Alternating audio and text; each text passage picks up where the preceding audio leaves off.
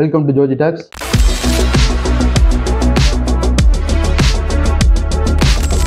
இன்னைக்கு நம்ம பார்க்க போகிற படம் சட்டம் என் கையில். இதில் சதீஷ், வித்யா பிரதீப், மயம் கோபி, பவல், நவகீதன், அஜய்ராஜ் இவங்களாம் நடிச்சிருக்காங்க. இந்த படத்தோட கதை என்னன்னா, சதீஷ் வந்து அப்படியே வந்து ஒரு மாதிரி பதட்டமாக கார் ஓட்டிட்டு ஏற்காடு மலை ஏறிட்டு ஹில்ஸ் போயிட்டு இருக்காரு. அப்போ வந்து அவர் ஒரு மாதிரி பதட்டத்தில் இருக்காரு. அப்போ போயிட்டு இருக்க டைமில் ஒரு பைக்கான திடீர்னு குறுக்க வரும்போது டக்குன்னு இடிச்சு ஆக்சிடென்ட் பண்ணிடுறாரு. பார்த்தா இவன் இறங்கி போய் பார்க்கும்போது அவன் இறந்துட்டான். இவர் பதட்டத்தில் டிக்கியில் அந்த பாடி எடுத்து போட்டு போகும்போது அங்கே ஏற்காடு போகும்போது ஒரு செக் போஸ்ட் இருக்குது. அங்கே வந்து பார்த்தீங்கன்னா பவல் நவகீதன் வந்து அவர் வந்து ஒரு போலீஸு அங்கே நின்று அவர் எல்லாத்தையும் வண்டியில் செக் பண்ணிட்டுருக்காரு.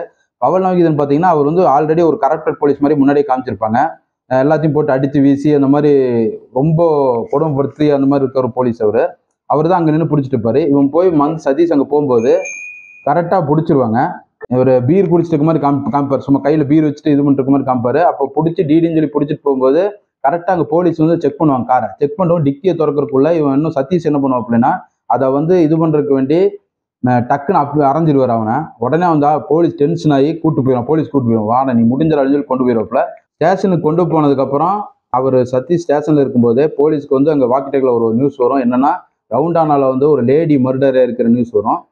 அந்த கொலைக்கும் இந்த சதீஷோட இதுக்கு என்ன வந்து லிங்க்கு, டிக்கியில் இருக்க அந்த டெட் பாடி யாரு, இதுக்கும் அந்த லேடி கொலைக்கு என்ன கனெக்ஷன், இதுதான் மீதி கதை. ஒரு வந்து ஒன் நைட்டில் நடக்க கதை தான் இது. ஒரு மர்டர் அந்த மிஸ்ட்ரி அந்த மாதிரி தான். யாரு இந்த ஊடனிட் அந்த கதை மாதிரி ஸ்டோரி தான் அது.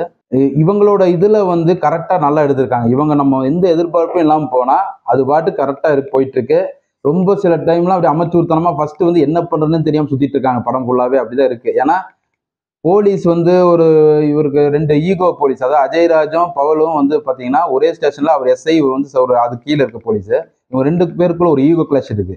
அதனாலேயே இவன் வந்து ஒரு ஹின் பண்ணாம ஒரு மாதிரி மப்படிச்சுட்டு போலீஸ்னா ஒரு கெட்டவனா காமிக்கணும். ஒரு போலீஸ் வந்து சரக்கு அடிச்சு சுத்திட்டு இருக்கிறதும் எல்லாத்தையும் மரியாதை கொடுக்குறாம இருக்கிறதும் இந்த மாதிரியே காமிச்சிருக்காங்க. ஏன்னா அந்த மாதிரி அப்பதான் நம்மளுக்கு வந்து வில்லன் தெரியும் சொல்லியே காமிக்கிறாங்க. அது வந்து ஒரு திணிச்ச மாதிரி இருக்குது. அது நேச்சுரலா இல்லை.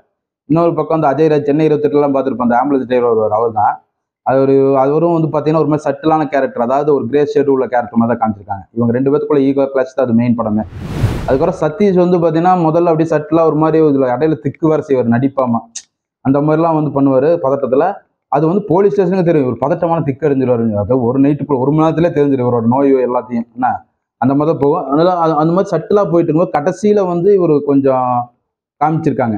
அதாவது என்னன்னா இவரை பற்றி அப்படியே கொஞ்சம் கடைசியில் ஒரு நடிப்பை போட்டிருக்காரு.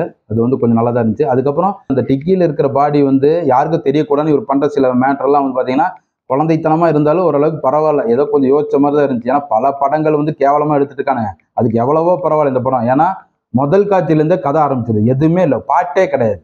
அதுதான் அதில் வந்து பெரிய ப்ளஸ் இது படத்துக்கு. என்னன்னா இந்த படம் வந்து அதுவும் இல்லாமல் டைரக்டருக்கு இன்னொரு பாராட்டு என்னன்னா 2 மணி நேரத்தில் முடிச்சிட்டாரு. இதுதான் மெயின். ஒரு படம் நல்லா இருக்கா நல்லா இல்லையான்னு 2 மணி நேரத்துக்கு முடிச்சாலே அதனாலே ஃபேன்ஸ் வந்து ஒரு பாசிட்டிவ் வைப்ரேட்ல இருப்பாங்க. ஏன்னா படம் நல்லா இல்லைனாலும் அவங்க வந்து டைரக்டரை பாராட்டுவாங்க. ஏன்னா 1.5 மணி நேரத்தில் முடிச்சிட்டாங்க, ரொம்ப நல்ல வேண்டாம் அந்த மாதிரி சொல்லுவாங்க. ஏன்னா அப்படிதான் இருக்கும். உங்களுக்கு வந்து 3 மணி நேரம் போச்சுன்னா ஏன்டா எங்களை சாவடிக்கிறீங்க அந்த மாதிரி கத்த ஆரம்பிச்சிருவாங்க, பொங்கிடுவாங்க. எப்பவுமே அதுதான் மேட்ரு. ஃபர்ஸ்ட் டைரக்டரோட ஃபர்ஸ்ட் இதே அதுதான். 1.5 மணி நேரம் 2 மணி நேரம் எடுக்கிறது தான் மெயின். அதுதான் இதில் வந்து பார்த்தீங்கன்னா கேமரா ஒர்க் பார்த்தீங்கன்னா பிஜி முத்தையா பண்ணியிருக்காரு.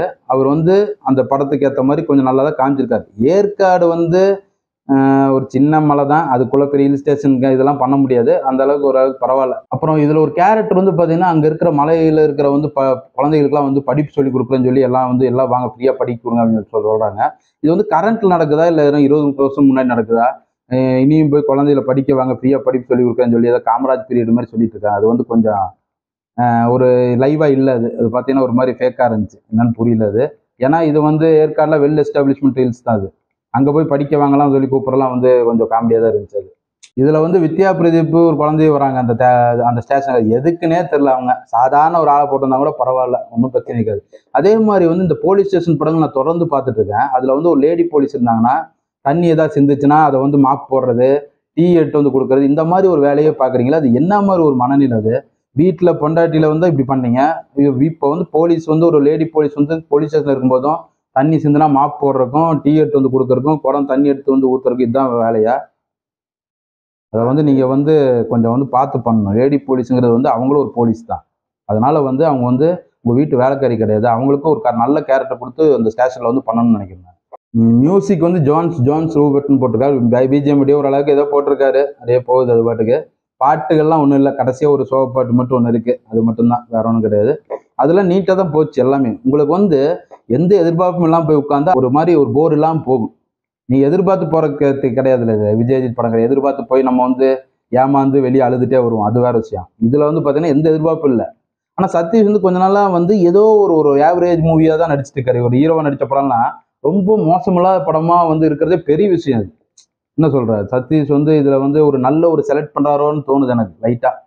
ஏன்னா ஓடிடிலாம் வந்து ஹிட் அடிக்கிற படம் தான் இது, அந்த அளவுக்கு வந்து பரவாயில்ல, நல்ல விஷயம் தான் அது. இந்த படத்தில் வந்து பார்த்தீங்கன்னா தியேட்டரே வந்து ஒரு ஆஃப் நடந்திருந்தது, ஒரு 75% அப்படி இருந்துச்சு கூட்டம், பரவாயில்ல, நல்லா தான் இருந்துச்சு. அப்புறம் இதில் ஒரு சீன் வந்து பார்த்தீங்கன்னா அந்த ஒரு ஆக்சிடென்ட் பண்ணிப்போம், அது வந்து பார்த்தீங்கன்னா அது பயங்கரமாக இருந்துச்சு சீன்.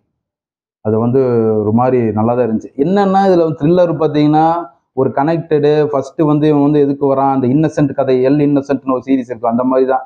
யார் நல்லவன் யார் கெட்டவன் யார் அப்பாவி இதெல்லாம் தெரியாது, அந்த மாதிரி ஒரு பிளே தான் இந்த படமே. அந்த அளவுக்கு வந்து இந்த படம் வந்து ஒரு நல்லா தான் இருந்துச்சு. ஒன் டைம் வாட்சபிள் படம் தான் இது. நிறைய குறைகள் இருந்தாலும் இந்த படம் வந்து உங்களை வந்து கொஞ்சம் ஏமாத்தாது. நல்ல ஒரு மேக்கிங் தான் இந்த படம். வாய்ப்பு இருந்தால் பாருங்கள், தேட்டரில் மட்டும்தான் ஓடிட்டு இருக்கு. தேங்க்யூ.